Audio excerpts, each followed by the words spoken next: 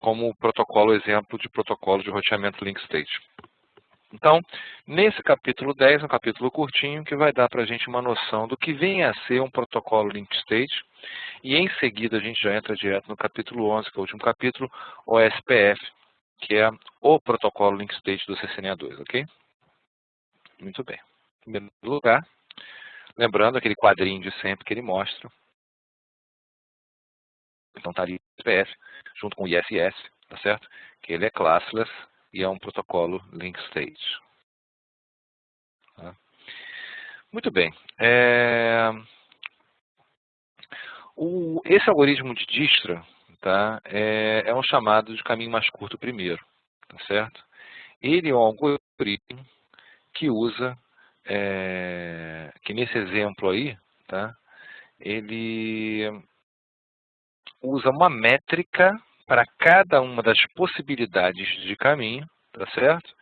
E para chegar, por exemplo, do R1 até o R5, tá, essas métricas são somadas. Tá? Então, por exemplo, para chegar do R1 através de R2, eu tenho uma métrica de 30. E através de R4 também a mesma métrica de 30. Tá certo? Já, se eu quero chegar do R5 até o R3, tá certo? Se eu for por esse caminho, eu vou 10, mais 20, mais 5, mais 2 para chegar nessa rede aqui. Tá certo? Se eu for por aqui, é 10 mais 20 mais 5 mais 2 para chegar ali. Tá certo? Então, é uma métrica que é um algoritmo, tá, que escolhe o quê? O caminho mais curto primeiro, tá, onde cada link tem um custo. Ok?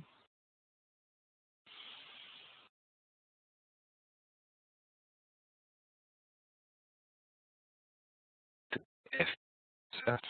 Ok? E algoritmo base dos protocolos link state. Tá? Então, aqui é um exemplo, né? O que acontece? Aquela coisa que a gente estava explicando, né? O R1, R2, R3, R4 e R5. O caminho que ele usa, possível, né? Que ele usa para ir de um lugar para o outro. Agora é interessante o seguinte, né? Dependendo de onde eu estou, do meu ponto de vista, um custo para o mesmo lugar, quer dizer, um custo para o mesmo lugar pode ter valores diferentes, dependendo do onde eu estou, tá certo? Então, se eu estou em R1, o custo para chegar nessa rede Ethernet aqui, né, é 1, que é 7. Né? Se por acaso eu estiver em R2, esse custo vai ser maior. Vai ser 20 mais 5 mais 2, 27. Tá? E se eu estou em R5, em R3, para chegar em qualquer outro lugar, os custos vão ser diferentes. Ou seja, ele está mostrando que o ponto de vista do roteador é importante no cálculo da métrica para um determinado local. Tá certo? Então, isso parece uma coisa óbvia, né? Mas aí quando a gente começa a trabalhar nas métricas, cálculo de métricas, que vai ficar na tabela de roteamento, a gente acaba esquecendo esse princípio que é muito básico, né? Que é um princípio geral que diz o seguinte: num determinado roteador, o custo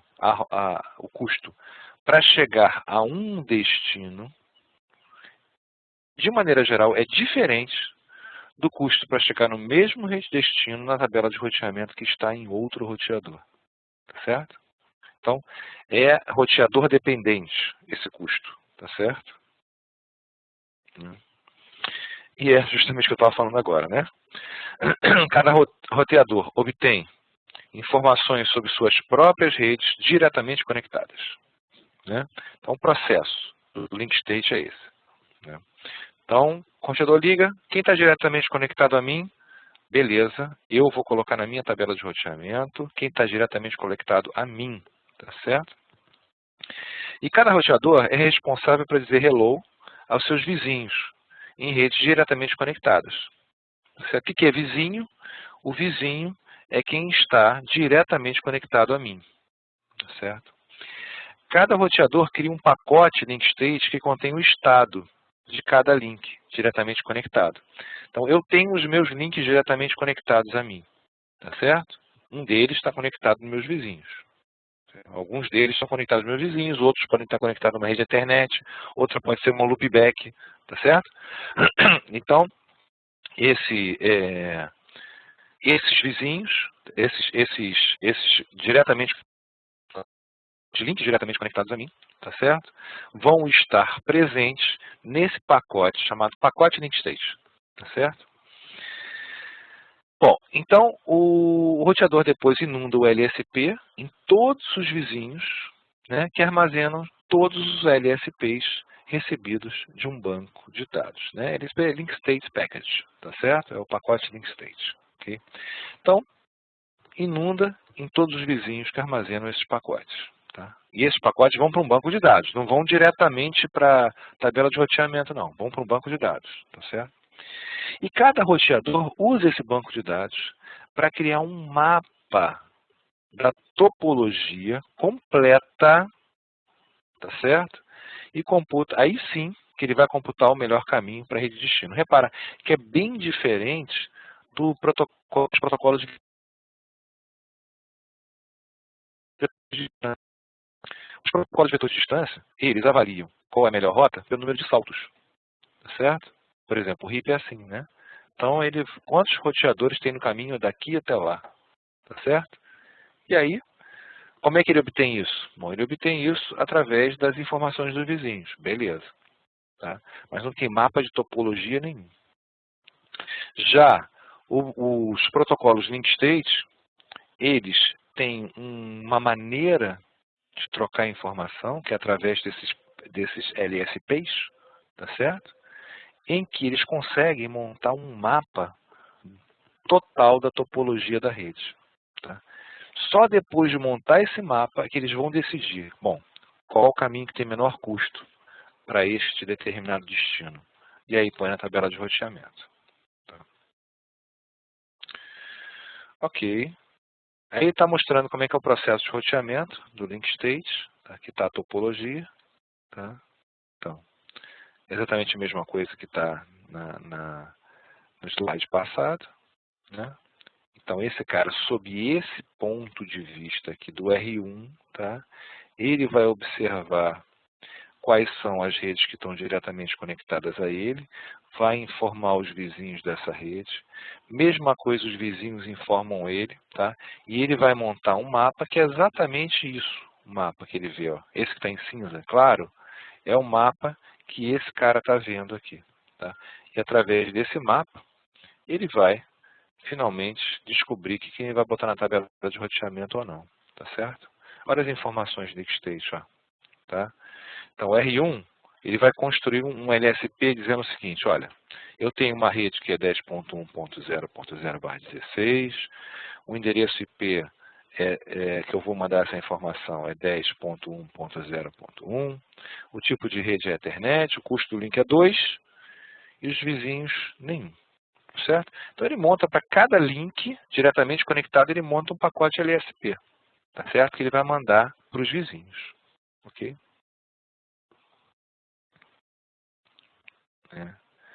E aí, segundo passo. Primeiro passo ele já explicou, né? Cada roteador obtém informações sobre suas próprias redes diretamente conectadas. É o segundo passo.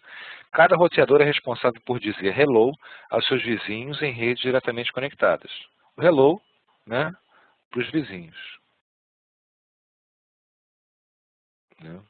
Aí ele vai mostrar aqui o pacote hello.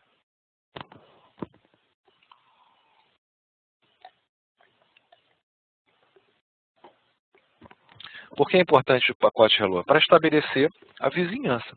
Exatamente como o EIGRP faz, tá? O RIP também. Para estabelecer essa vizinhança, a relação de vizinhança. Tá? Muito bem.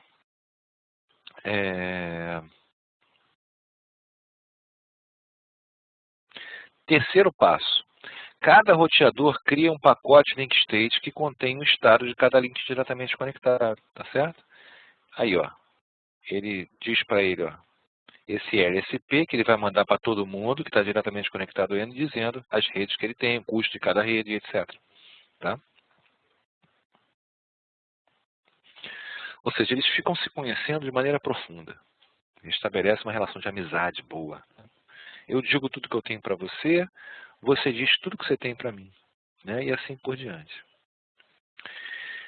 Quarto passo, cada roteador inunda o link state package para todos os vizinhos, ou seja, ele joga o LSP que ele criou para todos os vizinhos que armazenam todos os LSPs recebidos no banco de dados, tá certo? Como é que é feito isso? Deve ter uma animaçãozinha, né? O LSP manda para todos os vizinhos, tá certo? Os vizinhos também mandam os seus LSPs para os seus vizinhos, tá? E assim todo mundo fica sabendo de tudo. E por último, cada roteador usa o banco de dados para criar um mapa completo da topologia e computa o melhor caminho para cada rota destino, tá certo? Então, ele pega lá, o banco de dados link states é mais ou menos isso aqui, tá certo? Então, eu recebi de R2 essa informação, eu recebi de R3 essa informação, de R4 eu recebi essa informação, de R5 eu recebi essa, né? E de R1 essa, tá? E aí, eu tenho a árvore que é, do ponto de vista de R1, aquela primeira slide que a gente viu, né? Do ponto de vista de R1, se eu quero chegar a R2, eu tenho um custo de 22. Se eu quero chegar a R3, tem um custo de 7. Se eu quero chegar naquela interface lá do R4, eu tenho que passar por R3 com um custo total de 17. E assim por diante, né? Essa é a árvore SPF. Tá? Uma árvore de destinos possíveis, com os custos possíveis. Tá? Se tiver mais de um caminho para chegar, né, ele vai colocar no banco de dados os caminhos possíveis com os custos possíveis, mais altos e mais baixos. Tá certo? Vai montando, você monta a topologia assim. Tá? E aí ele está mostrando, sob o ponto de vista de cada um, como é que ele enxerga os vizinhos. Tá? Repara que cada um vai construir uma árvore diferente. Tá? Ele vai ver a topologia sob o ponto de vista dele. Tá? Então, o menor custo, como é que é determinado? Né? Ele vai comparar os caminhos, ele determina o menor custo, tá certo? E a partir daí, ele vai popular a tabela de roteamento com os caminhos de menor custo, tá certo? Então é sempre assim. Ele prepara quem está diretamente conectado, manda para os outros, ou recebe dos outros, monta a árvore SPF no seu banco de dados, só depois que tem uma visão geral da topologia do custo na tabela de roteamento. Vantagens do link state com relação ao vetor de distância. Cada roteador cria seu próprio mapa topológico da rede para determinar o caminho mais curto, tá certo? Então, é através da topologia que ele conhece que ele vai ver o caminho mais curto, mais vantajoso, na verdade de menor custo, não necessariamente o mais curto, tá? Em termos de quilômetros, mas de menor custo. A inundação imediata de LSP atinge convergência mais rápida. Então, como esses pacotes eles são propagados simultaneamente pelos roteadores, a convergência de um protocolo link state tende a ser mais rápido do que um vetor de distância. Talvez uma exceção seja o que se considere vetor de distância, o EIGRP, e muitas vezes o EIGRP tem a convergência mais rápida que o SPF. Tá? Então, por isso que o EIGRP, em muitas literaturas, é considerado um protocolo misto, vamos dizer assim.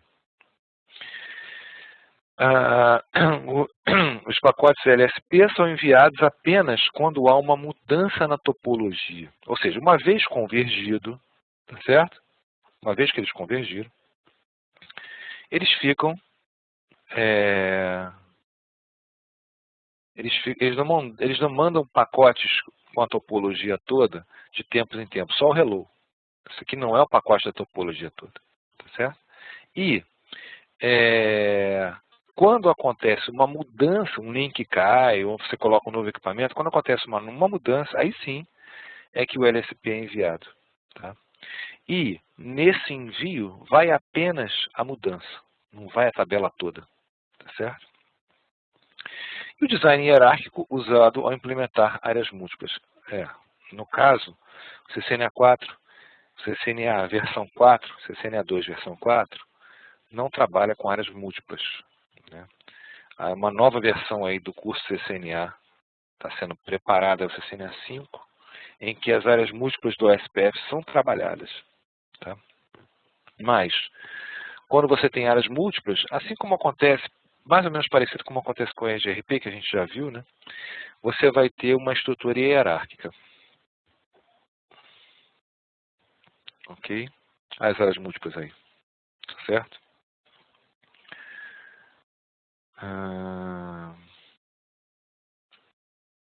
Por você ter áreas múltiplas, você não precisa processar a rede toda. Você só processa o que os roteadores estão na tua rede. Na tua área, no caso. Tá? Não na mesma rede, na tua área. Muito bem. Bom, para ter o protocolo Link State, você precisa de requisitos de memória. Você precisa de ter memória para poder armazenar esse banco de dados, que antes você não tinha no RIP. Tá?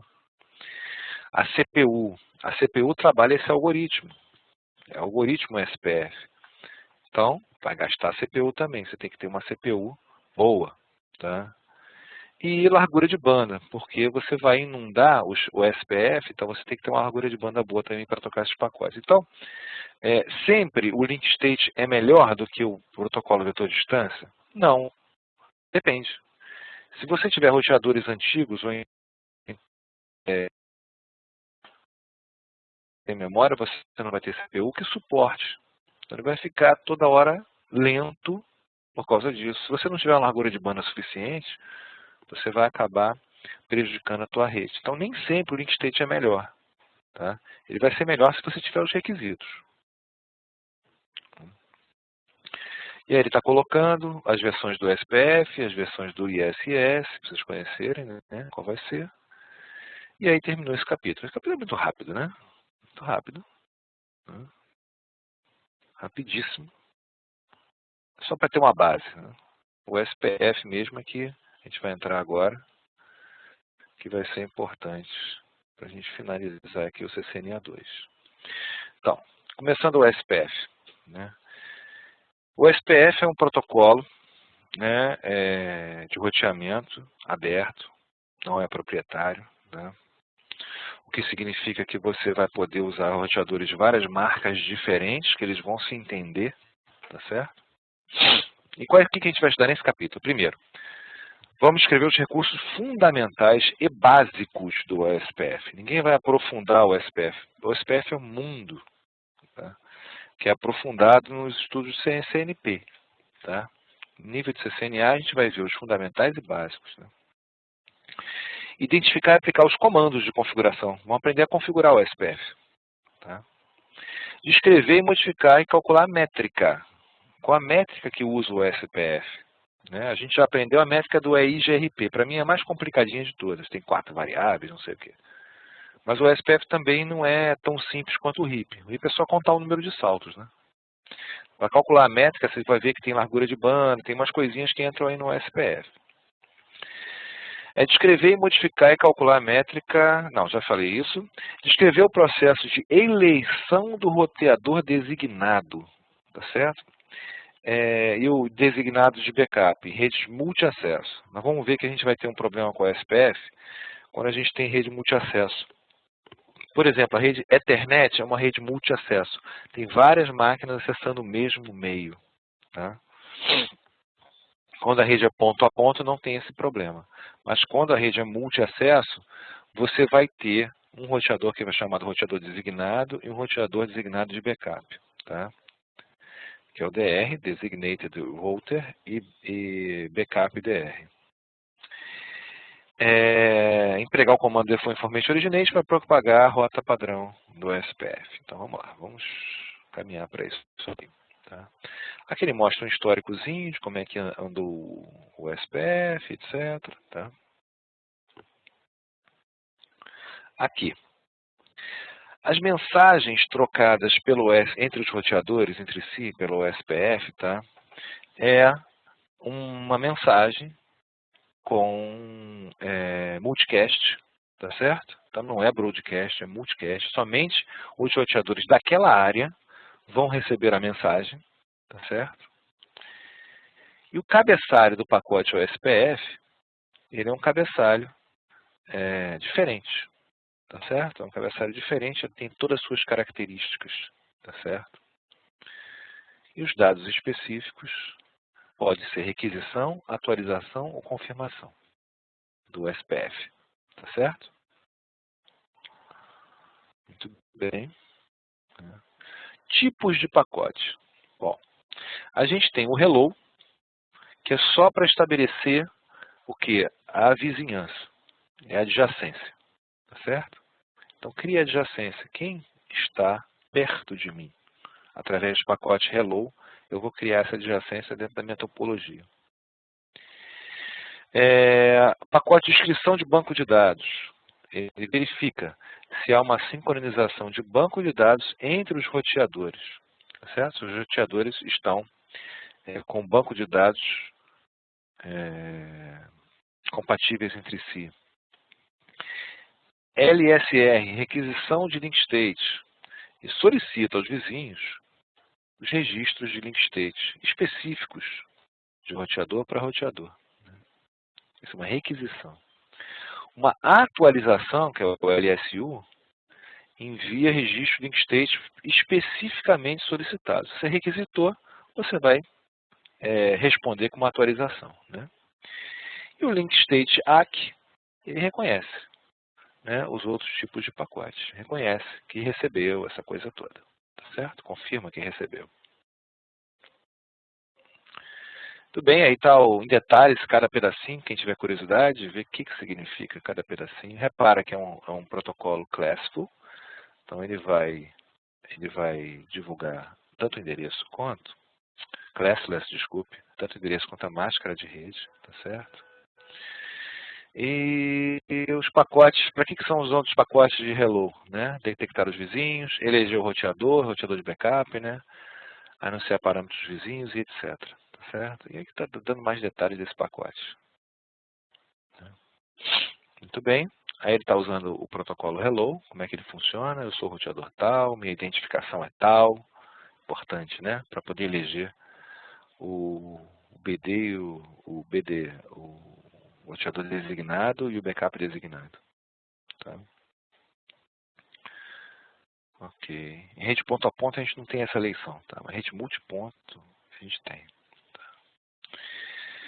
Bom, os anúncios de leak state, tá certo? Tem aqui os detalhes sobre eles, sobre aqueles tipos de pacote, né? Mas aqui mesmo ele coloca que os diferentes tipos de pacotes vão ser estudados no CCNP, mas isso aí é mais para mostrar a complexidade que tem o SPF. Ele não é simplesmente o que está sendo mostrado aqui. O que está sendo mostrado aqui é o básico para você botar para funcionar um roteador com o protocolo SPF. Né? Agora, para você poder projetar redes que utilizem esse protocolo e mesmo detectar e resolver problemas do SPF, você tem que ter um conhecimento mais profundo de como é que funciona esse protocolo, o que não é estudado em CCNA, é nível CCNP. Tá? Muito bem, aqui ele coloca as figurinhas aí, né?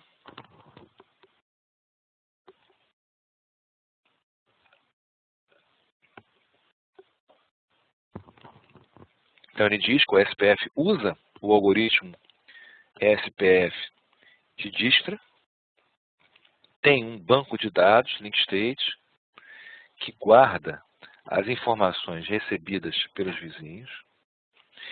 Tem um algoritmo SPF que vai criar a árvore SPF, que é a topologia da rede, tá certo? E aí, baseado nessa árvore, é que se vai popular a tabela de roteamento. Na verdade, a tabela de roteamento, lembrando, serve para orientar a decisão que o roteador vai tomar, sobre qual caminho tomar, qual o melhor caminho para chegar numa determinada rede. Distância administrativa. A distância administrativa, lembrando, é aquela que que o roteador vai usar para determinar se ele vai usar um protocolo ou outro. Tá certo? Então, se ele recebe a informação, por exemplo, do EIGRP e do ESPF, as duas informações ele recebe, tá certo? Para um mesmo destino. Qual que ele vai escolher? Vai escolher o EIGRP, porque tem a distância administrativa menor. Tá? Então, o SPF tem a distância administrativa 110, ele é melhor do que o RIP, que é 120, né? Mas é pior do que o EIGRP. Tá? Aqui. Suporte à autenticação. O OSPF possui suporte, tá? À autenticação, tá certo? E essa autenticação não criptografa a tabela de roteamento do roteador. Né? Ela é uma proteção para, se alguém interceptar isso aqui, não vai entender o que está acontecendo aqui. E também para autenticar, ou seja, o R2 tem que saber que o R3 é realmente o R3, e não um outro que, porventura, tente penetrar aí na rede. Tá? Bom, a topologia do nosso laboratório vai ser essa aqui, tá certo? A gente tem 1, 2, 3 redes Ethernet ou loopback, não sei o que ele vai escolher. 3 roteadores ligados aqui em redundância, né? E aí, a gente tem isso, né? O que a gente tem? Tabela de endereçamento, configuração running config do R1, do R2 e do R3 para poder chegar a essa topologia com essas informações que estão aqui. Tá? Bom, como é que eu habilito o SPF no roteador? Muitíssimo simples e igual aos outros. É só eu estabelecer o comando router, OSPF e 1, que é o número do processo. A exemplo do EIGRP, o OSPF também tem um número de processo. Tá certo? Você pode escolher 0, você pode escolher, desculpa, entre 1 e 65.000 e etc e tal. Tá certo? Ok?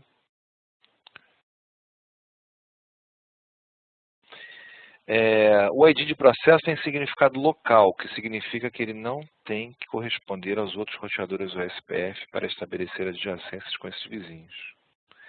Isso difere do EIGRP, né? O EIGRP é diferente. Todos eles têm que ter o mesmo número. Isso aqui não. Podem ser números diferentes, né? A identificação do processo EIGRP ou o número do sistema autônomo precisa ser o mesmo em todos os vizinhos para poder estabelecer a adjacência.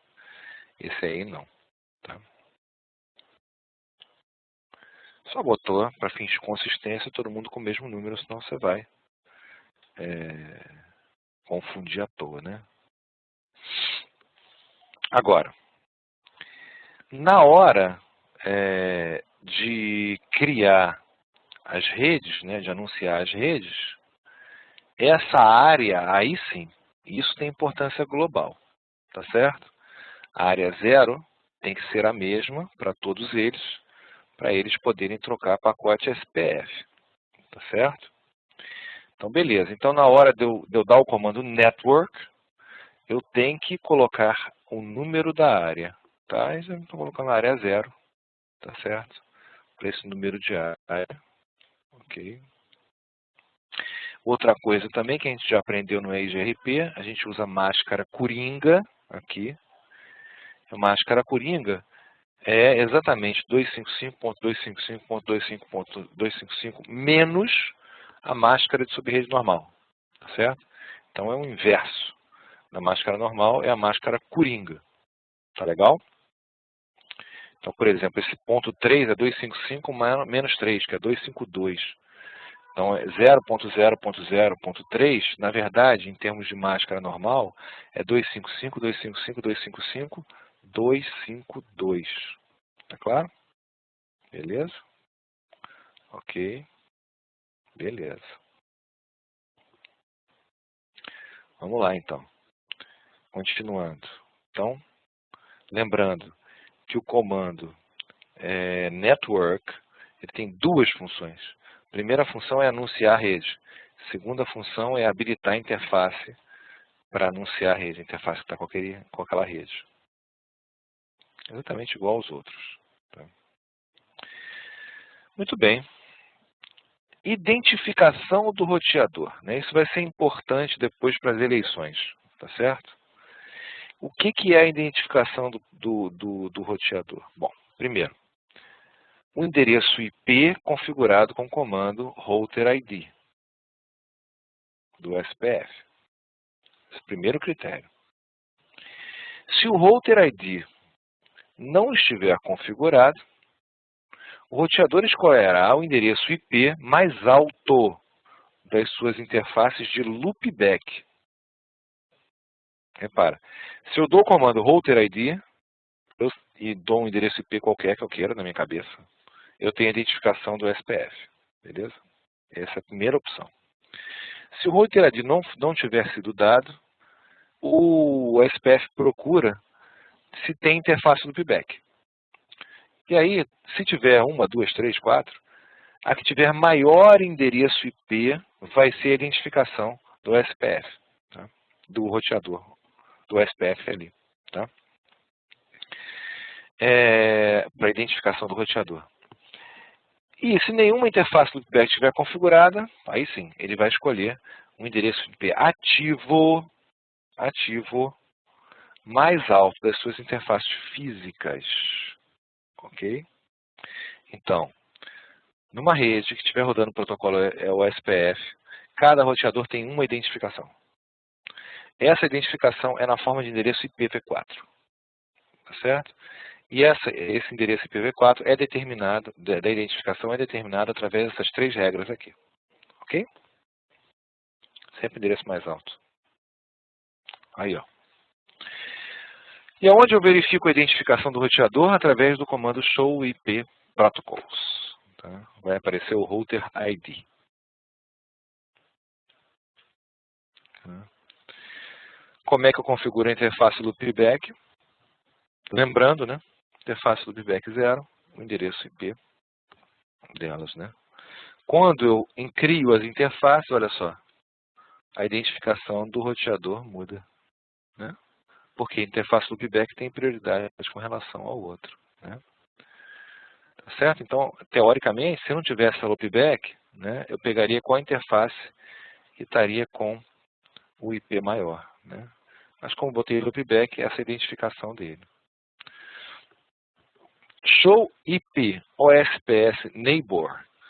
Ele mostra o quê? Ele mostra quem são os meus vizinhos. Tá certo? Então, isso é importante. Se eu não tenho acesso a um mapa de topologia, né, eu posso dar esse comando para saber quem está estabelecendo relação de vizinhança comigo. Né? Então, o R1 tem dois vizinhos, o R2 tem dois vizinhos, o R3 tem dois vizinhos, como está mostrado aqui. Tá certo?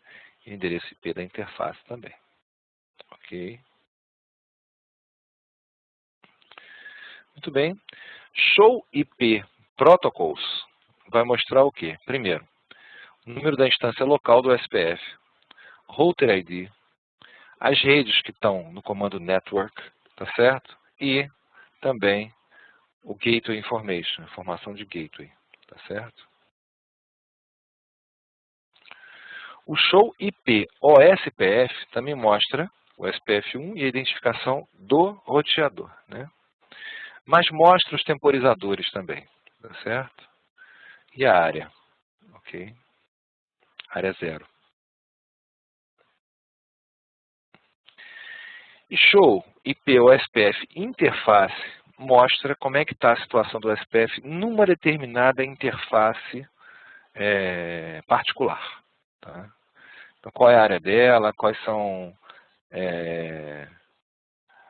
quais são os temporizadores, tá certo? Então ele mostrou para vocês 3 comandos. Show IP Protocols, Show IP OSPF, Show IP OSPF Interface. Ok? Muito bem. Tabela de roteamento. Quando o SPF está configurado, se ele aprende a rota através do OSPF, uma letra O aparece ao lado da rota. Repara que aqui, o R1, essa rota aqui, para chegar até 9268, R1 está aqui, para chegar, 19268, para chegar para cá, né, ele vai ter o quê? 2 caminhos diferentes, tá certo? Via o 10.6 e o via 10.2, para chegar no 8. Tá? Então, para chegar no 8, para chegar nessa rede aqui, ele pode ir por aqui, ou ele pode ir por aqui, para chegar nessa rede do meio aqui, tá vendo? Ambas vão ter o mesmo custo, tá certo? Vamos ver por que elas vão ter o mesmo custo. Então, aparece aqui 2 rotas possíveis para chegar no mesmo local, tá certo? O R2 também aprendeu por OSPF, também tem balanceamento de carga. E o R3 também. Tudo bem.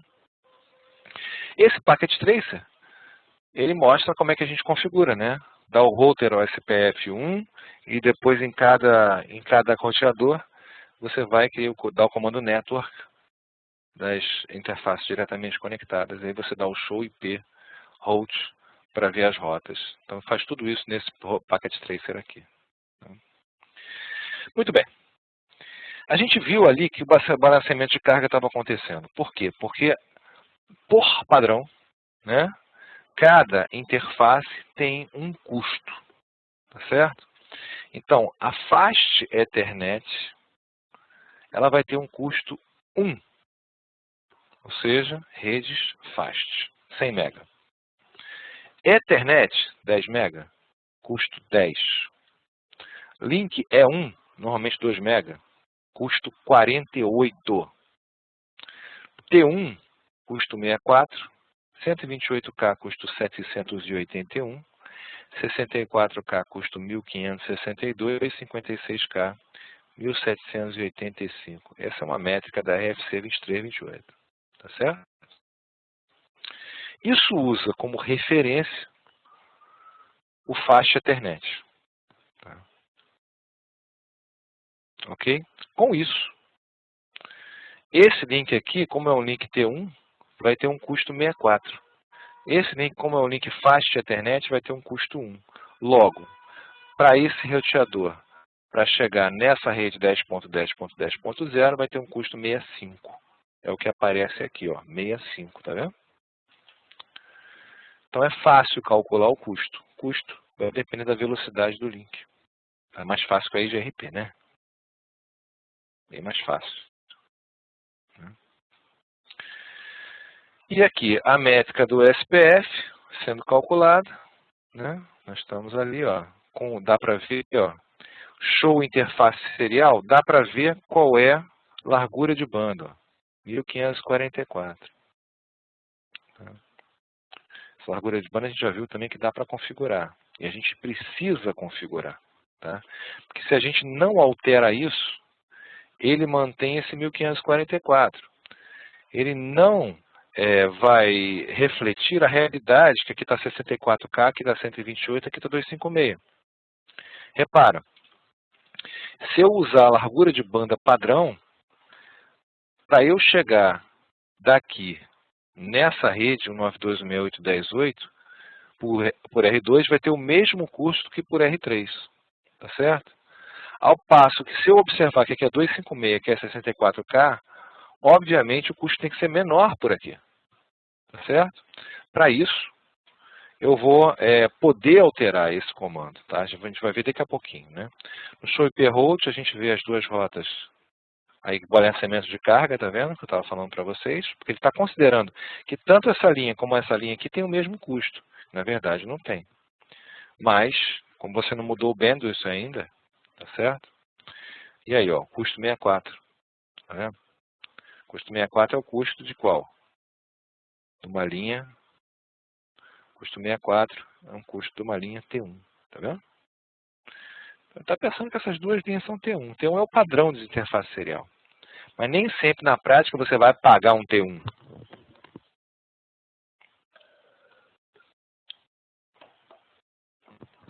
Você pode muito bem comprar um link mais barato, mais lento.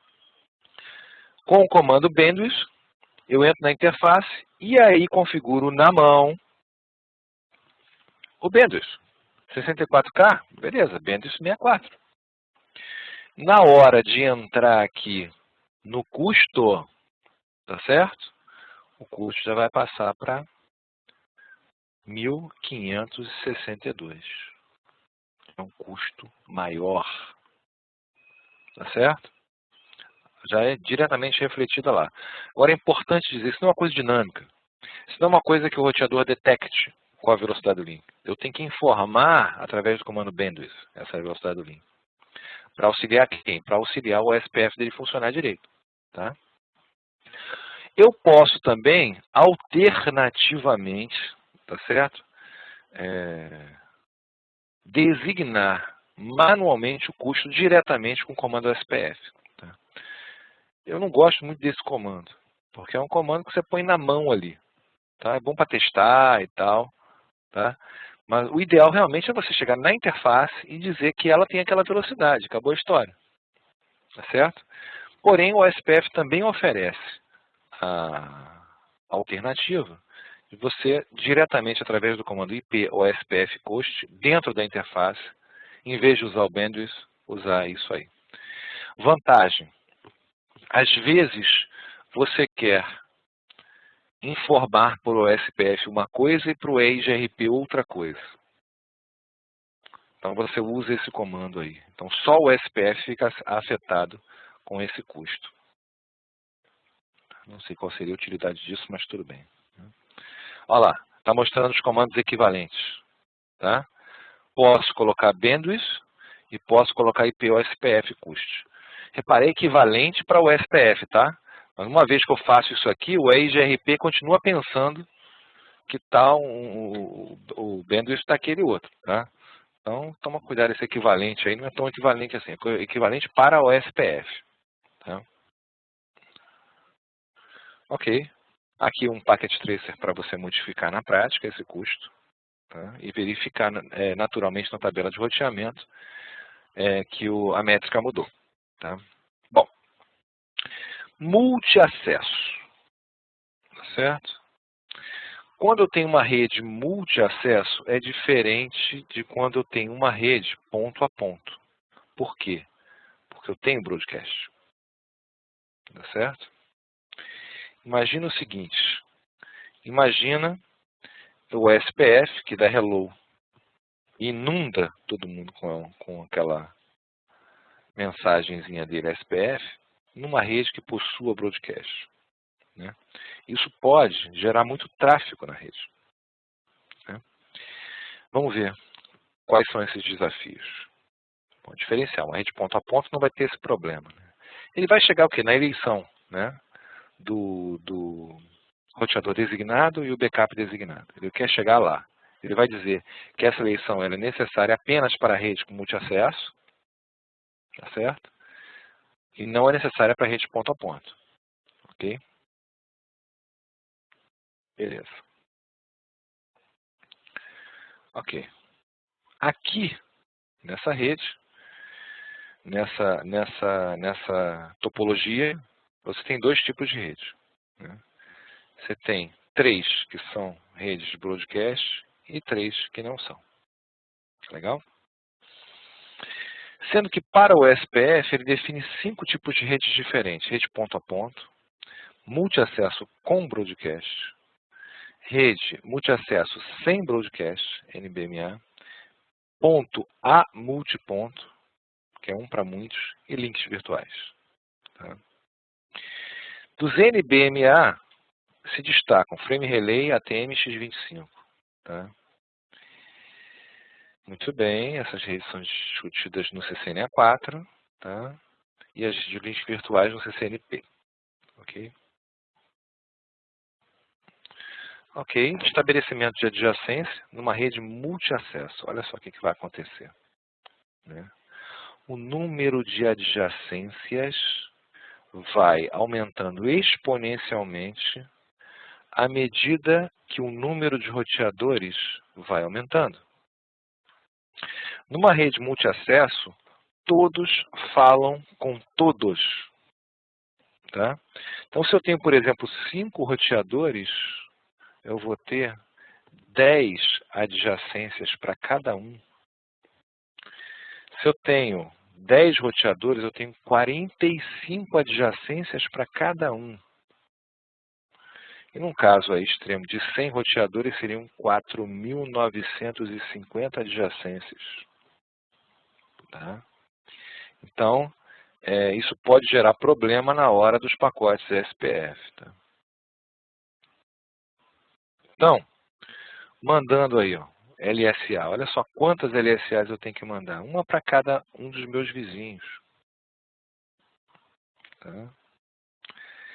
E aí, eles também, ó, olha o que vai acontecer com a rede. Vai ficar praticamente a rede toda ocupada com os meus pacotes OSPF. Vai ficar caótico. Tá? Então, como é que o OSPF, ele... Deixa eu ver se tem a solução aqui. Como é que ele resolve esse problema? Vamos fazer o seguinte, olha só. Vamos eleger um chefe. Ele vai ser o roteador designado. Um presidente e um vice-presidente. Tá certo? Todo mundo manda as informações suas para o presidente e para o vice-presidente. Tá certo? Porém, só o presidente manda informação para todo mundo. Tá certo? Então, esse que for o roteador designado é que vai se incumbir de mandar as informações ao SPF para os seus vizinhos. Não é todo mundo manda para todo mundo. Espera aí. Todo mundo manda para um só, no caso para 2, desculpe, o presidente para o vice-presidente. E só o presidente manda para todo mundo. Tá? Em caso de viagem do presidente, ou morte, entra o vice-presidente e é eleito, o vice-presidente vira presidente e automaticamente é eleito um vice-presidente. Tá certo? É basicamente isso. Dúvida? Deu para entender a situação?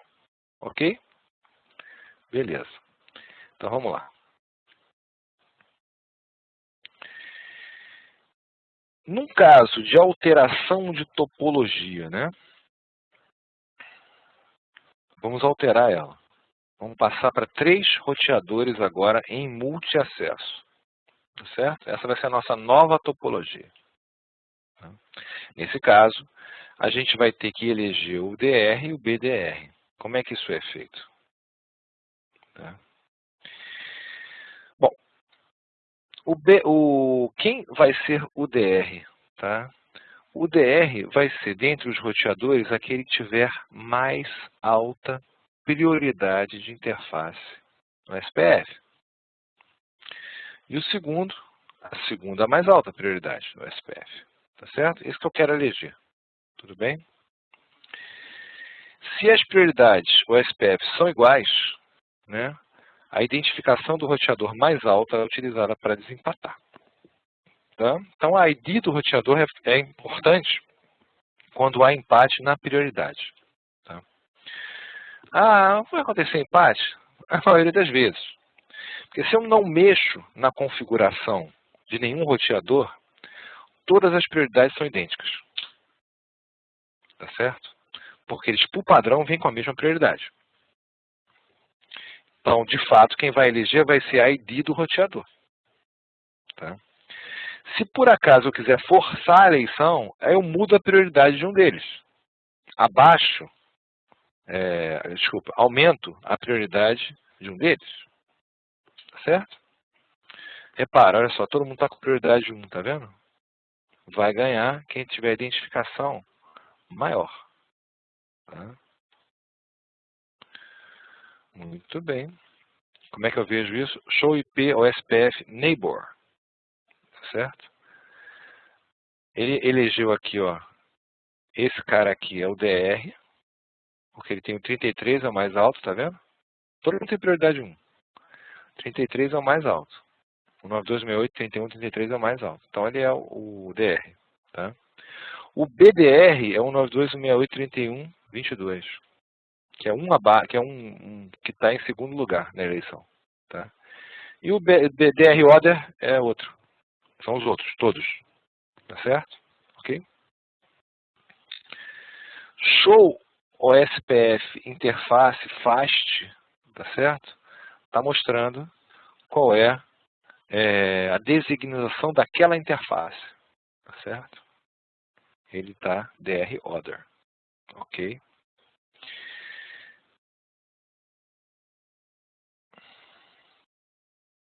Muito bem. Não sei se ele vai mostrar como é que acontece essa eleição ou não. Tá. Processo de eleição.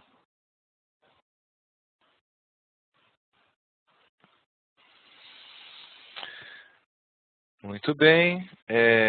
Quando o DR falha, ou seja, esse DR falha, tá legal? O que vai acontecer? Se já tiver um BDR, né, ele vai... Eu ainda ponho um outro roteador lá, né? E quando ele volta, o backup falha e esse volta. Né? O que acontece? Quando um roteador falha, ele vai mandar as mensagens para os outros que falhou. Tá certo? Se tiver um BDR, o BDR vai entrar. Tá certo? Vai entrar como um novo DR. Tá? E um novo BDR tem que ser eleito. Tá certo? E esse processo de eleição acontece entre os hellos, entre eles, pelos pacotes hellos, ele é detectado quem tem uma identificação menor, uma identificação maior ou uma prioridade maior. Tá certo? Se por acaso entrar um outro roteador que tem uma identificação maior ainda, tá? Ele vai entrar como DR. Tá? Ok.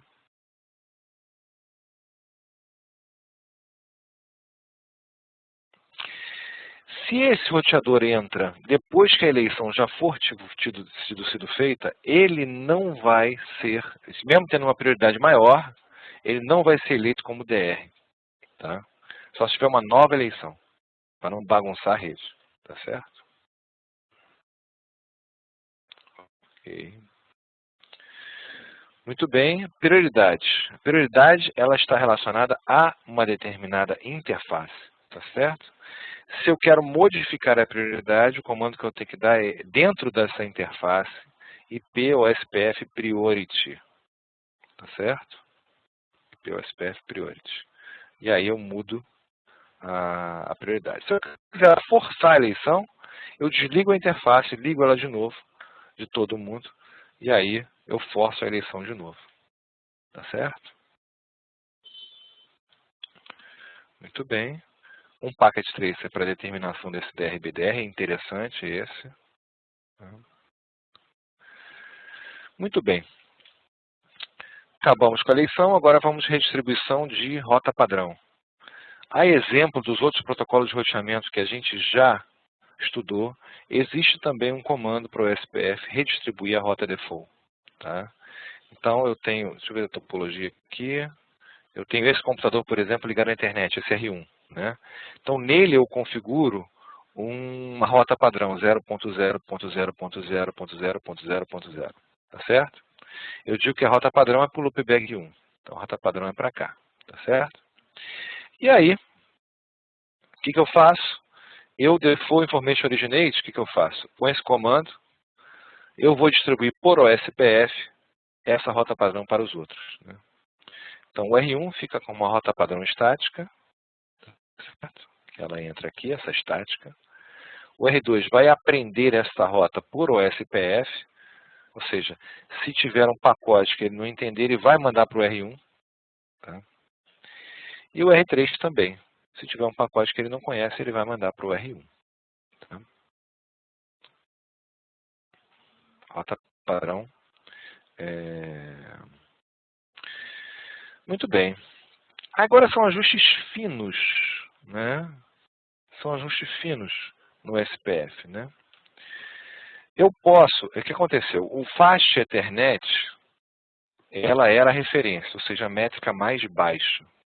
Mas hoje a gente já tem Giga Ethernet. Se eu não mudo nada, né, o Giga Ethernet vai entrar com custo 1 também, o mesmo custo do Fast Ethernet. Tá?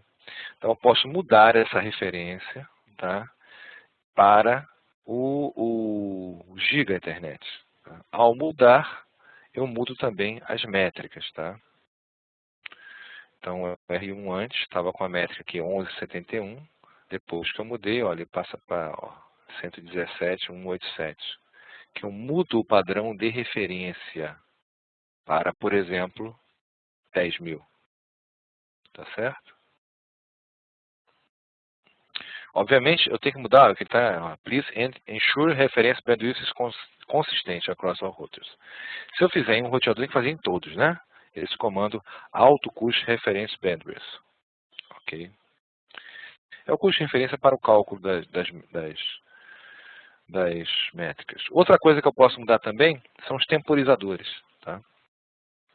O tempo que eu determino, primeiro tempo ele vai ver esse dead time. Dead time significa o tempo de morte do vizinho. Se ele não me anunciar um hello durante um tanto tempo, significa que ele está morto. Né? Para eu modificar esses temporizadores, eu uso dentro de uma determinada interface, IPOSPF hello interval 5, por exemplo, que é o intervalo de quanto em quanto tempo ele vai mandar o pacote hello, e o dead intervalo 20, que é o intervalo de tempo que ele vai esperar até considerar morto, ou seja, 5 hellos no caso aqui. Tá certo?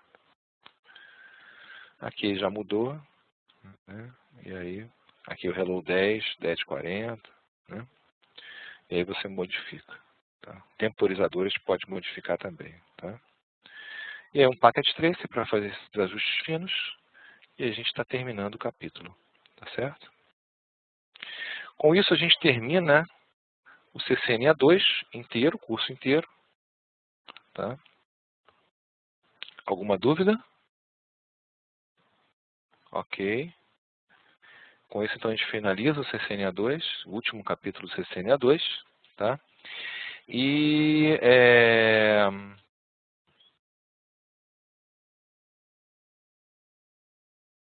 ok.